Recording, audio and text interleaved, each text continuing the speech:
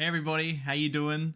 I'm here today to go and talk about all the craziness that's happening after One Piece chapter 1072 with the latest reveal that Stussy of CP0 is in fact a clone.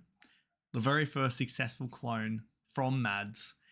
This has opened the floodgates to an insane level that I cannot think of a more insane reaction on just the community in terms of theories and speculation since Gear 5 was announced. Or since Joy Boy returned and everybody was just coming up with all the different theories about what exactly his power was, what the awakening was, why his hair was melting, what it all meant. Well, it was craziness. And right now, my timeline is just getting filled non-stop with people talking about how everyone's a clone.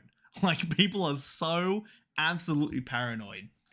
So what I want to go and do is I want to talk about Stussy, right? So thanks a lot for going joining me. This, of course, is a live stream. I'm changing up a little bit. I'm starting to do a bit of live streams here and there because I want to be able to go and chat with you guys. I want to be able to go and open up the conversation with you guys because I've been doing this. I think this is the second official live stream I've done. I did the chapter reaction for 1072. If you haven't seen it, check it out. It absolutely broke my mind, this whole reveal with Stussy. But it was a lot of fun being able to go and chat with you guys about the chapter, about all this sorts of stuff. So I'm hoping to go and look over what people have been saying online and just have a chat and figure this whole thing out. So if you'd like, be sure to go and subscribe and like this video. I really do appreciate it. And if you can't catch this latest live stream, just let me know in the comment section. Ask any questions away.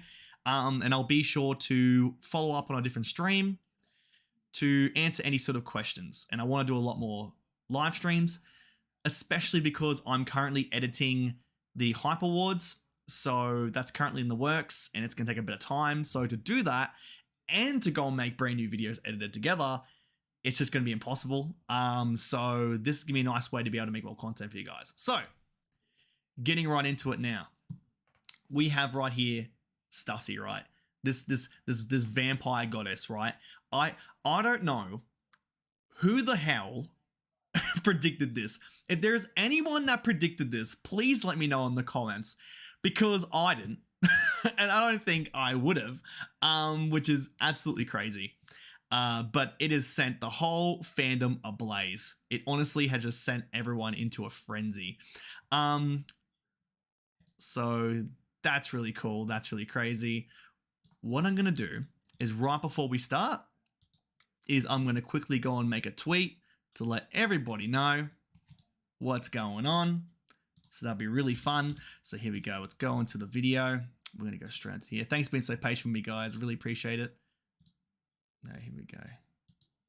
So we're going to go copy this link, copy that.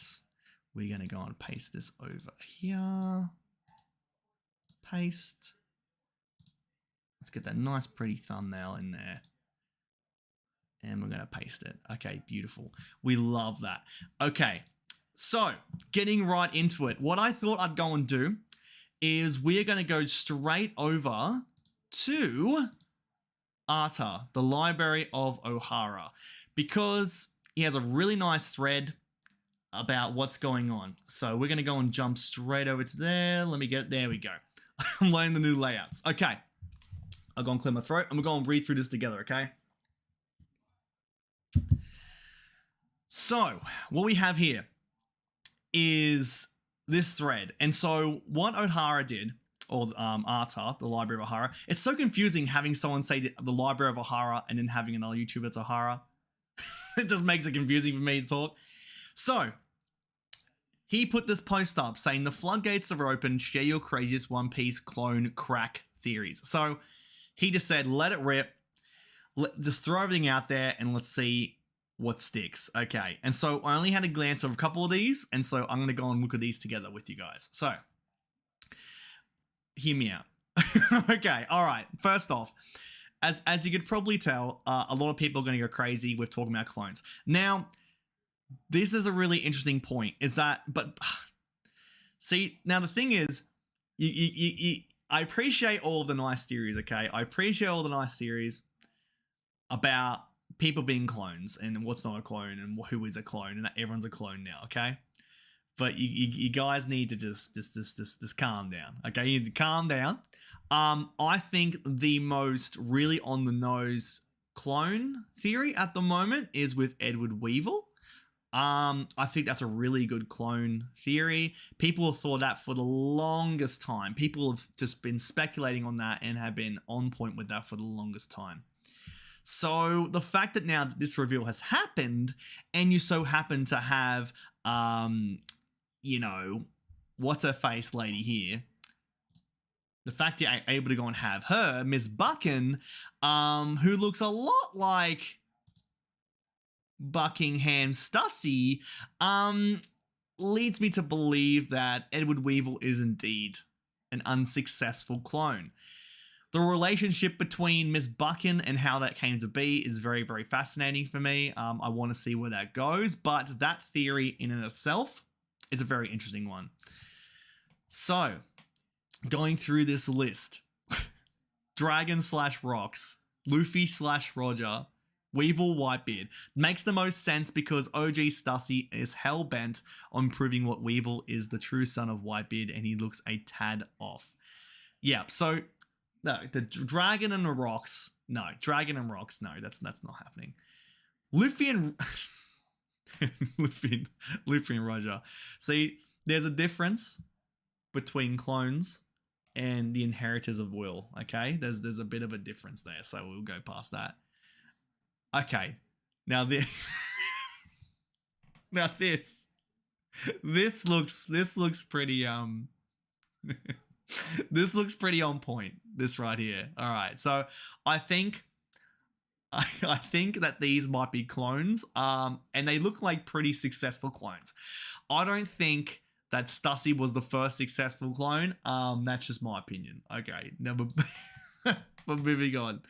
Now, this would be very, very fascinating if these guys right here were in fact like people are saying that they're supposed to be the failed clones, but people are saying no, they're the superior clones.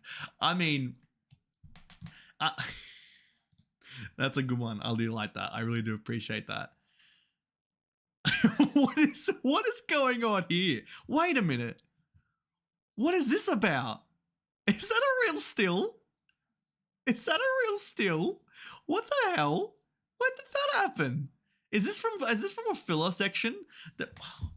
Oh my god, it's killing me that I don't know exactly where this is from, but that is so funny. I think that oh my god, that is a successful clone. Now this looks pretty good. Now I think that they would classify this as a bit of an unsuccessful clone, because I mean there isn't much facial hair on the pineapple. Yeah, so that is a very interesting point. Luffy is a hybrid clone of Shanks and Garp. Now come on. I mean, he looks a lot like Shanks in that one. I will give you that. And that it looks a lot like Garp. But you guys need to chill. Okay. Now this is good stuff. All right. You have picture A, picture B. Now let me go back and forth. Okay. I'm trying to see if there's a difference between the two. Okay.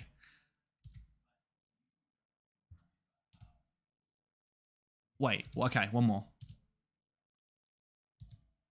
Okay, so I can tell that in this first photo, there's actually he's wearing some earrings on the first one. Oh, okay, and the second one, he has a bit of a goatee mustache going on. Other than that, they're exactly the same picture. I think this might actually be a really good clone. Absolutely. So that's a really good one as well by Sunny D. Zeppeli. Fantastic name. Love Zeppeli. Okay, moving on. Now, this is very interesting. the recent comments on Bonnie and Big Mom is very interesting. Okay, so you have a lot of great similarities between Bonnie and Big Mom. The fact that they both love eating food, they both have a very similar design with their lipstick. They've got a very similar character design, very similar ship design. So that is very fascinating. That's very, very interesting. And the big reveal that people are trying to allude to is that you're going to have Bonnie that's going to go and find out about her past. But what's going to happen is that when Bonnie finds out about her past, that's going to be revealed that Bonnie is actually a clone, which I understand. Excuse me one minute.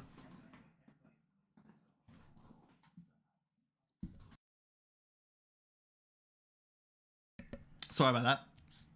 So the big thing to do about that is that, of course, Vegapunk's saying that no, if you find out about this, if you find out about this sort of secret history, the secret knowledge that Coom is trying to hide from you, and then it's revealed that Bonnie is in fact a clone this entire time, that's like one of the most like M. Night Shyamalan crazy endings that you would see in a movie. Like, you know, like you know, you're dead the entire time, that you were cloned the entire time.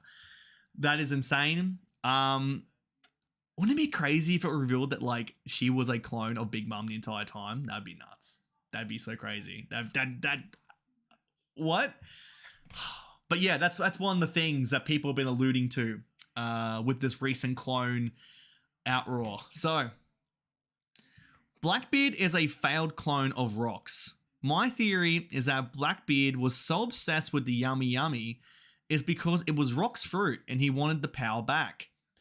That's why he doesn't sleep. Blackbeard and Rox are two personalities sharing a body designed by Vegapunk to handle multiple fruits. Now, that's something that we've always been talking about, right? Why does Blackbeard know this secret about the devil fruits that no one really seems to know? Or at least, I mean, the Gorosei would know. Like they knew everything about Luffy's fruit. And they only chose to reveal it at the very convenient time when he went and awakened his devil fruit. So, of course, they know a lot of information that they don't really want to just talk about openly. So, the fact that they would know the secret of Blackbeard's devil fruit powers and how he can actually have two is something that we've been speculating over for a long time. And there's been a lot of great theories to do with Blackbeard. About how you can handle more than 2 devil fruits, how you can handle 3 devil fruits. I think it's most definitely leading towards him holding 3 devil fruits, because of all the foreshadowing with his Jolly Roger and everything like that. And it's just going along with the story of Blackbeard being able to accumulate a whole ton of different devil fruits, right? That's going to be his special trait. That's going to be his quirk that makes him so ferocious and scary at the end of the story, is that this is a person that can just take all the devil fruits and it's really, really crazy, really scary.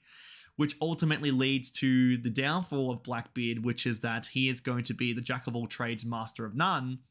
That's going to not be able to handle all of these devil fruits, and he's not going to be able to master all of them.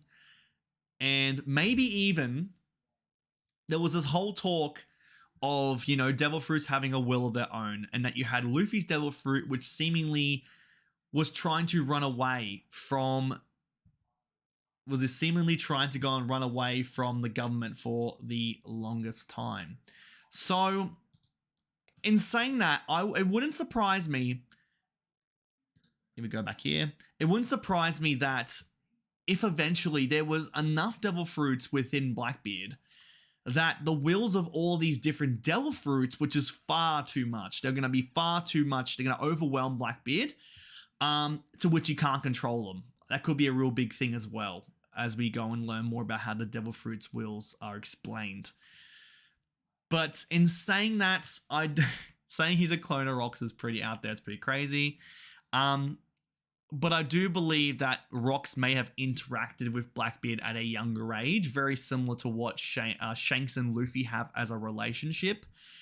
And that's, I like the whole narrative of everybody not understanding Rox or hating Rox, and that Blackbeard really appreciated Rox, or Rox was nice to him and was kind to him. Was nice to him. Maybe told him to keep chasing your dreams, because what Rox was doing is Rox was trying to go because Rox was trying to go on reveal a big secret. There was a big secret that he was trying to get to, that they erased from history, and they stopped because they don't want him knowing what they were after. And so if you have him nice to Blackbeard, and how everyone else doesn't really believe him or has shunned him, and him explain to Blackbeard that this is my dream and that I want to chase it and that I want to go to it, and don't ever stop chasing your dreams, that would be the big factor of Blackbeard pursuing the life that he had, and then pursuing, following in his footsteps. That to me makes a lot of sense. So I think it's going to pretty much be to that extent. I don't think it's going to be a whole clone situation. I think it's a bit too out there. But moving right along, Ace was not only wanted by the world government because of his connection to Roger, but because he was one of the only children of that generation to be birthed. Not a clone. Everyone else is a clone. That's also why Makino's baby is important enough to be featured on cover pages. That is a very interesting point as well. That'd be a very interesting spanner in the works if they just revealed that everybody on a certain arm was just all clones, and that he was actually like a proper birthed person. What if the members of D are called that because they are actually like naturally birthed individuals, and the rest of them that are not Ds, they're going to be clones? I mean, that'd be pretty on the nose, but I'm trying to think of what would be a way to distinguish certain people than others. I think that'd be very, very fascinating if they went and did it that way. It's a very, very interesting point. So moving right along, there are thousands of sleeper agent clones working for Germa. Stussy might be the Tomy of One Piece with different variations of her same will. Yeah, from Undertale. Lastly, since some clones are not programmed with a full personality, Virgo might have been one, but as to who and why, I have no idea. Now, moving back to where Stussy, right, and the reveal of Stussy and the connections with Vegapunk. I do believe, and I mentioned this into the live reaction, if you want to see further, you can check it out. I do believe that Stussy was the contingency plan of Vegapunk, and how when Vegapunk went and made the announcement that we need backup, we need this help right now, and that conveniently Stussy made her appearance and revealed herself to be an ally. I wouldn't even say like an ally, because her intentions are not been put in place yet, but you would think that her attacking CP0 directly after an order for Vegapunk would lead you to believe that she is in fact on the side of Vegapunk. I do kind of like the idea of her just being a loose cannon, that she's just free of her own will. And that's the dangerous thing of having her be brought in for help. But then again, in saying that, he said it, Vegapunk announced it so just candidly. He just immediately rushed to it. Yes, we need help right this instant. So you would think that that should be a bit more friendly. But I do think that, considering that Vegapunk has his own intentions, has his own motives in the world government, knowing the knowledge that he has, which of course is what the Gorosei do not want him to know. He knows all the history, and he doesn't want, and then like they don't want him to know that he would want to have a plan in place, a contingency, like a push the red lever in case of emergency if anything was to go haywire. And so I think that Stussy is the first of many emergency contingency plans for Vegapunk and his team moving forward. Because it says he is the first, that she is the first successful clone. Maybe the second successful clone is the next thing that could be up his sleeve to help protect him, but I'm keen to go and see whether Stussy is going to be directly on Vegapunk's side, or is she going to go and be a loose cannon? I'm really interested to see what that is. And so now, moving right along, let's have a look here. Yep, of course, we have Weevil. So I think it's interesting that Stussy is listed as the first successful clone. I mean, that is a very important point to put across, is that it's successful. Who could be a clone that came close before? One that wasn't a success. Why, none other than Weevil himself right under Buchan's nose. So it seems so straightforward that's the case. So that seems like a very, very obvious foreshadowing there. Now, I don't know. I don't know about this one, all right? I don't know about this one. But very... Is the second one's not from One Piece, is it? That's from something else. It must be. Okay. So, now this is very interesting, right? So, with all these, they look very, very similar. I think these might be a whole bunch of clones. I think that may be pretty accurate. Okay, so okay. Here you go. Here's one that's been interesting. This had a really good response. This one had 12k upvotes as a response. Weevil is the clone of Whitebeard using lineage factor, but Stussy need him to grow up as soon as possible, so she came back to Hogback to remodel his body. There you go. Walmart version of Whitebeard. So that is pretty accurate that he is the Walmart version. And we have some details here. Okay, so I'm going to read this out. So him and Vegapunk together. So this is talking about the lineage factor. Back when we were but a glint in his eye, yes. And so the groundbreaking feat he and Vegapunk managed to pull off was the discovery of a living organism's lineage factor. With but a few minor mutations, they now had the power to do what was once thought only attributable to God himself. In layman's terms, they had basically discovered the blueprints to life itself. Now, that is a very scary that's a very scary point to go and put across. But I mean, that's the thing, is that the team of MADS had discovered the lineage factor. They knew what the blueprints of life are, and seemingly, you know, they're able to go and do stuff like take, you know, the Lunarians, for example, and be able to go and splice their DNA. They're able to go make the Seraphims, and now they're able to go make clones. So that's very, very fascinating, and it makes a whole lot of sense. Like, Oda's already put the breadcrumbs out with all these different pieces of info to make a cohesive answer to what the clones are. So now, so they haven't directly said that Zoro is from the family of, you know, these guys here. But, you know, it could be a clone. I don't know. I don't think so. So, if anyone also, thanks for watching. If anyone here is just in the chat, feel free to go and say hi, throw any questions at me, anything at all. I'm here to go and chat with you guys, so I'd really appreciate it. Right now, we're talking about the craziest theories on Stussy and the clones, because everybody is going absolutely crazy with these clones. Yeah, so we're just having a look and seeing what the community has to go and say about all of this craziness. Miss Buckingham Stussy was the MADS member, and she specialized in clones. Probably she's a she's the doctor. Okay, interesting. Weevil, so she's the doctor in the Rocks Pirates. Weevil is a clone of Newgate, not a perfect one. Meanwhile, Vegapunk, who is a perfectionist, completes each of the knowledge and invention from MADS members. Okay. All right, moving right along. Okay. Now, I think you guys are just exposing the fact that Oda, with all due respect, right? Oda's been making the story for over 25 flipping years, all right? He's making for 25 years.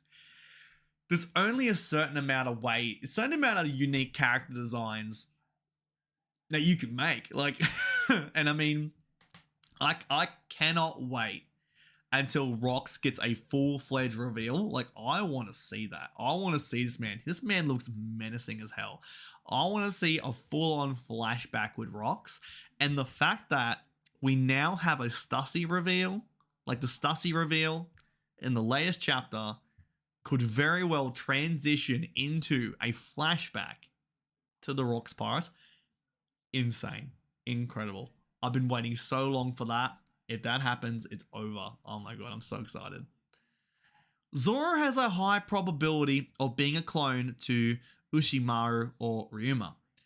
He didn't go meet Vega yet, and Oda said Zoro is not Ushi's son, which would be technically correct. Now, that's exactly what I was saying, is that he hasn't specifically said that he's a clone yet.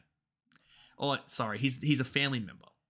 So, I guess you could pull at straws saying that's the case, but we'll see. Okay. It would be crazy if Shaka is a dragon clone with Vegapunk's brain. Wait a minute. Where'd this come from? Wait a minute. Let me double take that for a second, okay? Leonardo, please. It would be crazy if Shaka is a dragon clone with Vegapunk's brain. He would be one of, if the most dangerous characters in One Piece. Now, I mean, my man Dragon. He's a man to be reckoned with, right? Like, Dragon is insane. He's just done a few things, and it's just been insane, right? So if there was an ability of being able to clone this man, if you're able to clone this man Dragon, that'd be insane. You don't want to mess with that. All I can sense from clones is they're just loose cannons. Like, they're just loose cannons. I guess like the Seraphim, but they've got personalities, I guess, which is insane. Now, this is, but also there is no reason for this to make sense. Tashigi and or Kuina are clones. There is no reason at all about Kuina getting cloned that early on at that age. Like, what is the purpose of cloning Kuina? Like, unless she has like the magical blood of legend, like why would you do that? Okay. Now, this might be crazy. All right, now hear me out. This might be crazy. Okay, looking at these two, I think this man might be right. Hear me out. This may be crazy, but I think Usopp is a clone of Sogeking. I think this man might be right. I don't think this is even crazy. I think this may be the most accurate clone theory I've heard so far. I think this may be even more accurate than Weevil. I mean, look at that nose. The eye width, the nose, the hair color. That would be insane. That'd be insane. If Usopp was Sogeking, that'd be crazy. I think if that's the case, they're gonna say that as a big reveal. I think they may say that as a huge reveal. Maybe like during the next fight when they go to Elbaf and Luffy and the crew are like on dire straits and they're like, oh no, we're overwhelmed. Or maybe when they fight Shanks, right? They're gonna fight Shanks. They're like, oh no, Shanks is too powerful. Shanks is too strong. And then you see like you see the shadow come over from like the moon, right, or like from the sun come up, holding up that legendary weapon and just firing off shots. Incredible. I think we need that scene animated by the animator that did the latest One Piece episode. I think it was 1048 with Yamato and Kaido. Top 5 moments in the entire series right there, if that was the case.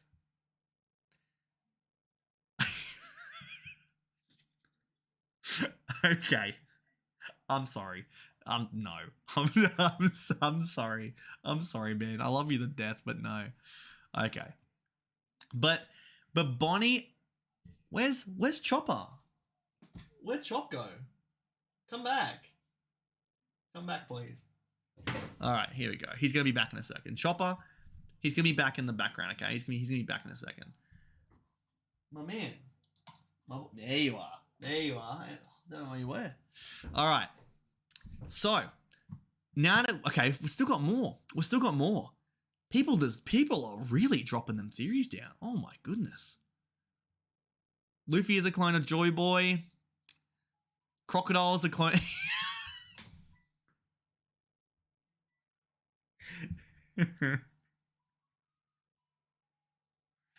Okay, hear me out. Crocodile is a clone of Luffy's mum. Now, just think about it, okay? Just think about it. Clone piece. Clone piece is real. What if the One Piece is a clone? What if the One Piece is a clone? That'd be insane. Whoa. Okay. Scroll through a bit more and then we'll move along to go and see, because I've got a whole different thread of different theories that we'll go through, okay? Blackbeard is a clone of Zebek, and so we've got a panel here. Wait, I thought it was impossible for anyone to have two. Has it been clearly stated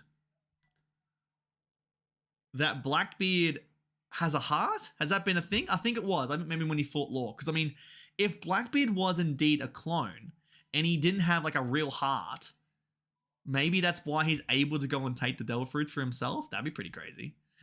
Blackbeard is a clone of Zebek. Wait, I thought it was impossible for anyone to have two different Devil Fruit powers. That's true for normal humans. But, as you know, Teach isn't normal. His body is odd. Maybe, yeah. There's something going on. There is something going on with Teach, and it really bothers me that everybody is doing these sort of hush-hush kind of offhanded comments, being like, yeah, his body is odd. We know that he isn't normal. Well, explain it. Tell us, please. It's killing us. Oh my god, it's too much. I can't handle when Oda makes these sort of explanations, and it's too much, I tell you. Oh my goodness. Okay. That's a bit too much. That was a bit too much. Ace is a Roger clone. Okay. Nah. Okay. Okay. The Gorosei are constantly being cloned and... Oh. Now, this is very interesting. This is very interesting because the Gorosei have been around for seemingly forever, right? Seemingly since the very Void Century itself, which is hundreds and hundreds of years ago, like 1,000 years ago, right? So the question has been, well, how's that been the case? Like, how can they just live for so long? And so it says right here, the Gorosei are constantly being cloned and replaced when one starts to die, so Een doesn't have to deal with potential incompetence from a new member. Now, that makes a whole lot of sense as well. It makes more sense from a lot of different theories that I've seen on here, because Vegapunk responds directly to the Gorosei. And so if the Gorosei needs something done, Vegapunk's going to go and do it because he goes and takes orders directly from the Gorosei. And so also, if but then that's the problem, is that it says it's the first successful clone. Does he call it a successful clone? Like, what's the definition there? Because if he's cloning the Gorosei over and over again, does he not classify them as exact clones because their personality isn't exactly the same or they don't look exactly the same? We know that Vegapunk didn't call Momo a perfect Devil Fruit clone because it had a different color. So did maybe the Gorosei get cloned over and over and over again, and he doesn't call them successful clones because for one reason or another that it's a little bit different? But then for whatever reason, Stussy just so happens in this current point in time to be the first successful clone, but there were many clones beforehand that were close enough. That's a very interesting point.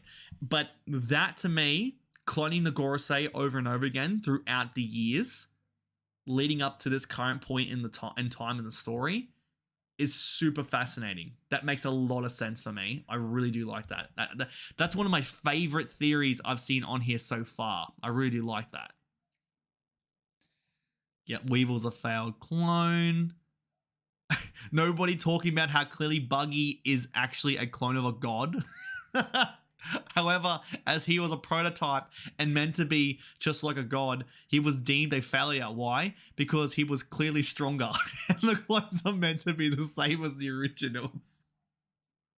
I mean, who can stop Buggy? Like he is gonna find the One Piece. He's gonna be the legend at the end of the story.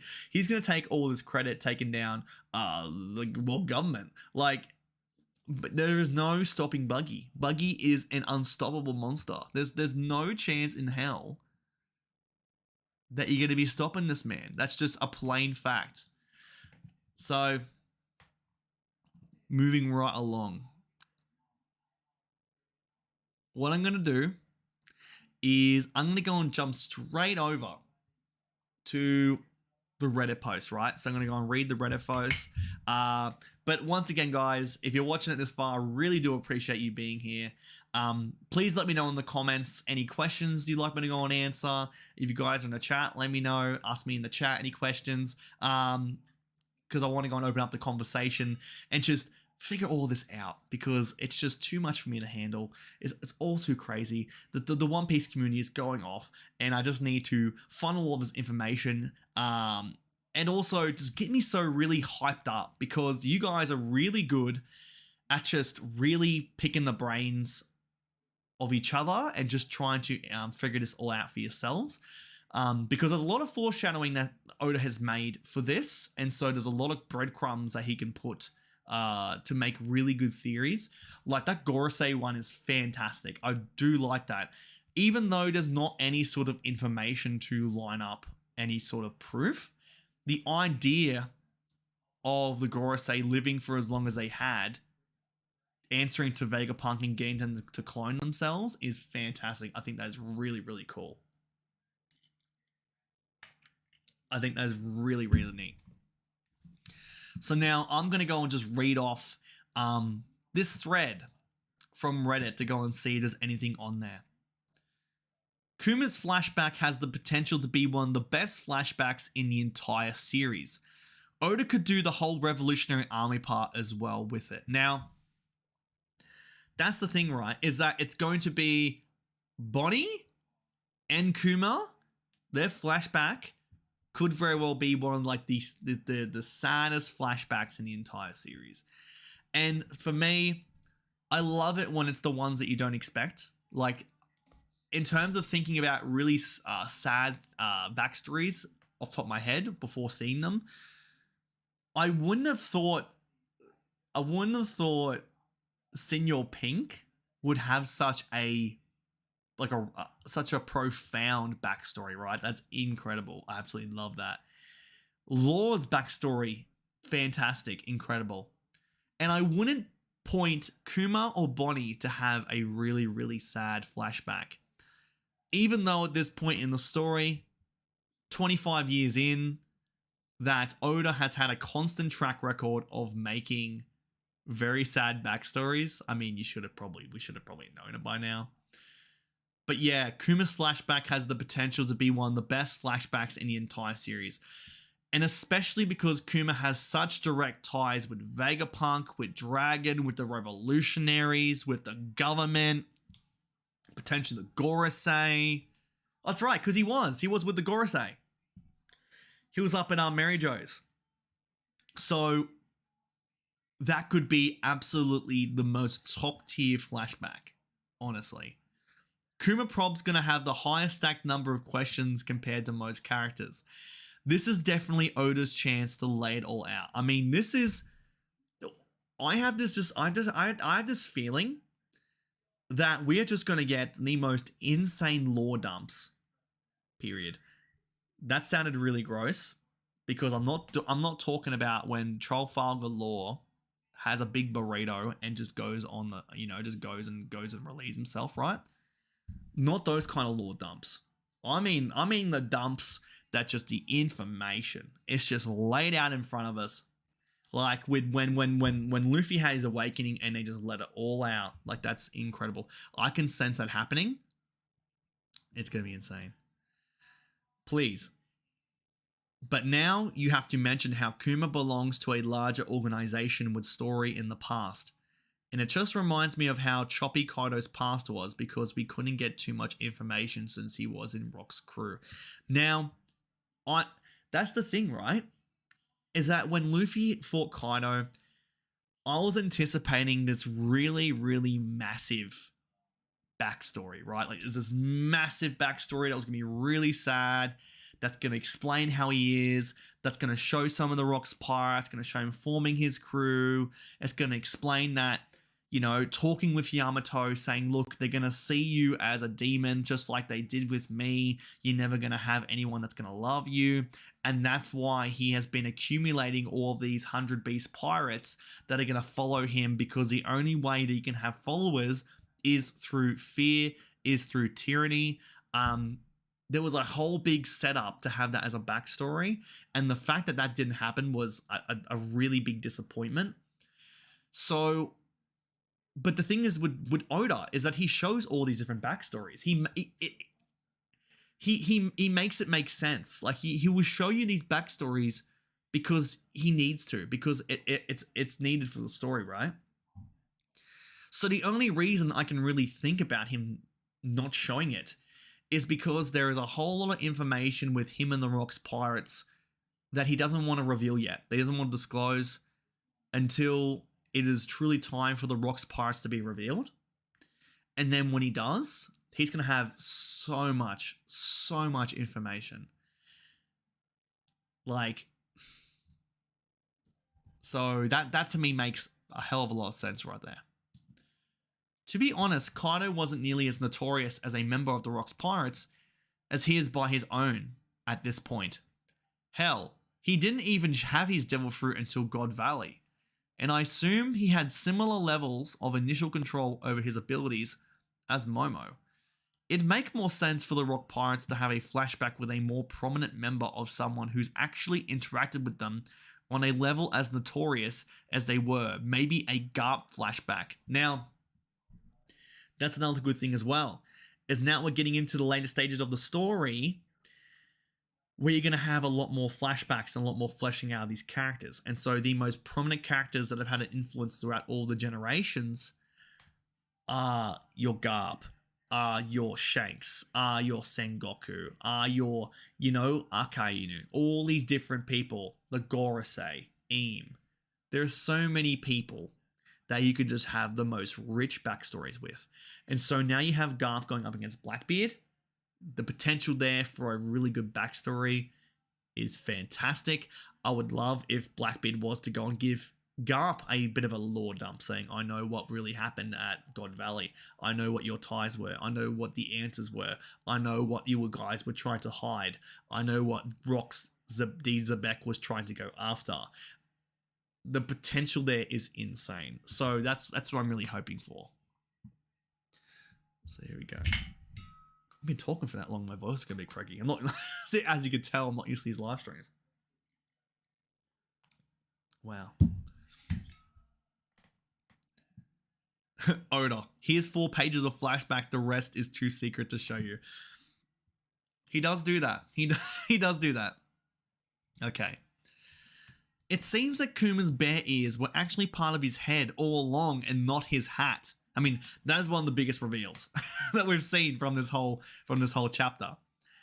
We've seen him as a child in an SBS before, and he didn't have them. So it's probably a side effect of his devil fruit, just like his paws. That's a very interesting point. That's very interesting. I'm going to try to keep that as a mental note. His power, it has the most adorable body transformations. So, from the Vegapunk block text at the intro, Mads created a perfect clone of one of the Rock's crewmates. What a neat reveal. Yeah, exactly. I did not expect that. That is so insane. The fact that we, after all this time, finally have more information on the Rock's pirates is really cool. But the fact that we have a clone of one of the members of one of the most notorious, most powerful pirates who had crew members who are now Yonko, your Kaido, your Big Mom, your Shanks. Why did I say Shanks? No, not Shanks. Sorry. You know what I mean? All these different Yonko members, right? And you have this new member. Crazy. It is so insane. This person's got an interesting response to that. It feels like such an abrupt addition to the story to even have this reveal of perfect cloning. But while I was grumbling about it, I realized that we had pacifistas, which are clones of Kuma. Yeah, for hundreds of chapters. Seraphims, who are clones of the Warlords. And Vegapunk's satellites, 1 through 6, were introduced in this arc. I don't know how I didn't realize that cloning was the main theme of this arc. Maybe just because there's a lot of stuff going on at the time, and we didn't see a stereotypical giant evil scientist cloning factory. Pacifistas and Seraphim seem so much more like machines than people. Stussy being a clone is so strange in comparison, since she's all over the place. I guess the Vegapunk clones are also more human-like. Yeah, I mean, that's the thing, isn't it? Like, I totally see Stussy just being the most absolute loose cannon. Like, she's going to just go off. But, yeah, that's... But he called for help. Like, Vegapunk called in for help. Like, why would you call in for help something that's that dangerous? Could Zebek then still be alive? Whoever wants to say maybe Blackbeard's a clone, go for it. I just saw someone say that there's a theory of Luffy being a Roger clone. Yeah, no. But overall, I'd hate to think that they are as takes away from the agency of the characters. It is interesting though, as an interesting thought, that we only knew of the Yonko that served with Zebek, and that Stussy, true age, and character are unknown.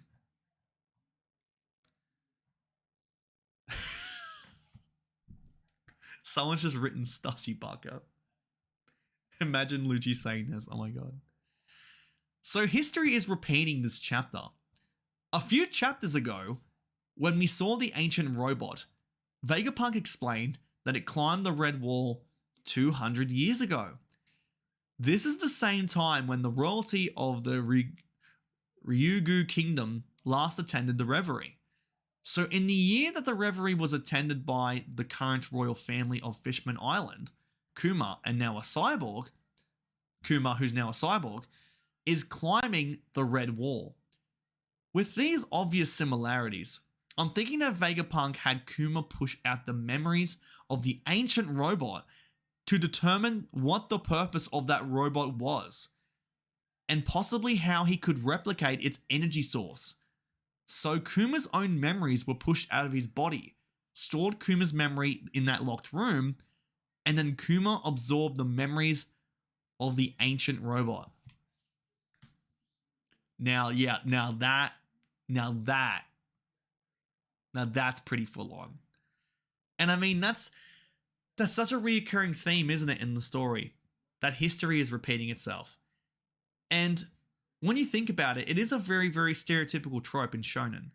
Like, you have characters that are bound by destiny. Like, you have Luffy that is bound by the will and destiny of Gold Roger. You know, and you have all the different crew members who are following their same destinies of their past, whether it be from their family members, from the crews of the past. And now you have something very similar with other series, like for instance Naruto having the whole destiny of, you know, the whole past there. It's a very, very stereotypical trope to have. And so it looks to be that could be the case going on here, where a lot of the same things are repeating themselves, but it's because it's to do with the memory, and that there's a memory and a clone going on. It's sometimes a little bit too much. Like, he's talking about this whole robot that came back, right? There's a whole robot and attacked Mary Jo's, and it did everything, and now we're getting this whole big lore dump, and it's just insane. Like, that's why I need you guys to go and help me out and try to piece this all together, okay? And that's why I also need these videos to process this information in my brain.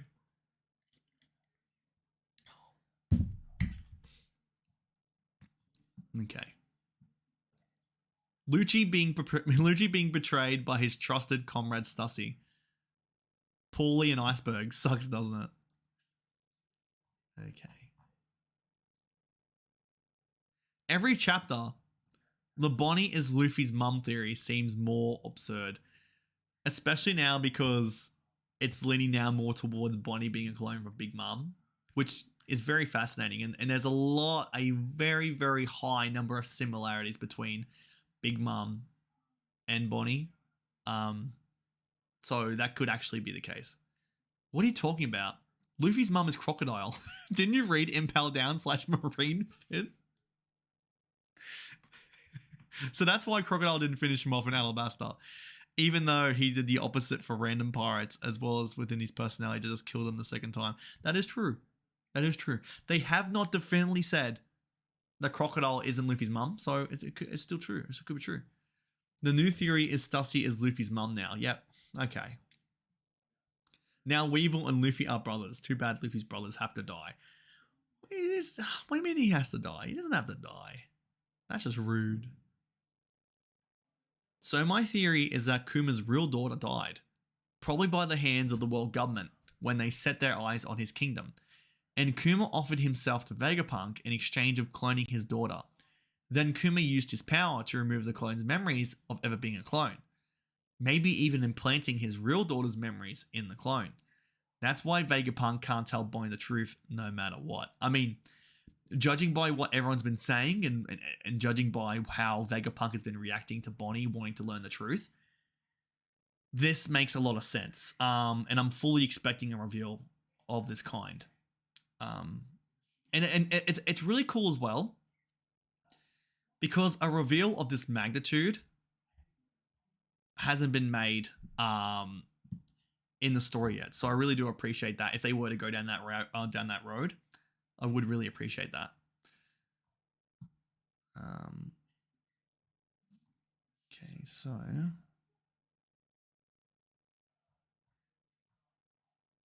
Okay, so what I'm gonna do is I'm gonna go and wrap this up, okay? Because there's so much more as well. So I may have to go and do another stream to go and chat about this further, or maybe even after we'll leave it for the next chapter to where we're going to get some more exposition, some more explanation to what exactly is going on with Stussy, because this is just absolutely insane. We've gone through a lot of different theories on Stussy, and I think there's a lot to really go and process. There's still a lot more that people are going to be finding out, I bet. So I'm excited to go and see what you guys have to go and say. Please let me know in the comment section below what your thoughts are, what your theories are. What of what I said do you think makes the most sense? I do really like the idea of the Gorosei being cloned. I think that makes a lot of sense for the story and how they've been around for so long. I think that's been very interesting. And I also do believe that there's going to be an eventual revelation that Bonnie is in fact a clone, and that Kuma's daughter actually died, and that Kuma has been refusing her to learn the truth for that reason. So let me know your thoughts in the comments section down below. As always, guys, be sure to go and like and subscribe to the channel for the latest One Piece content. I hope you have an awesome day. Take care, and I'll see you all on the next one.